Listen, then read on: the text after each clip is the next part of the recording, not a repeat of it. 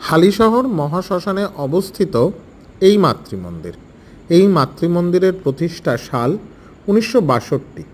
প্রতিষ্ঠাতা আলোক খ্যাপা। এই মাতৃমন্দিরে আপনারা দেখতে পাবেন দ্বিভুজা মা শ্মশানকালীর মূর্তি।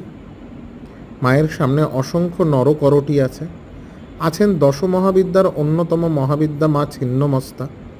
ছিন্নমস্তার একটি ধাতব মূর্তিও এখানে দেখতে পাবেন। অসংখ্য নরকরটির ওপরে দুই মা বিরাজমান। এখানে বিভিন্ন মুনি ঋষি দেবদেবীদের ছবি মন্দিরের উপরে টাঙানো আছে। মন্দিরটি হালিশহর শ্মশানেই। মন্দিরের সামনে রয়েছে হাড়িকাঠ। কালী পুজোয় এখানে বলি হয়, বলিকরণ পদ্ধতি এখনও চালু আছে।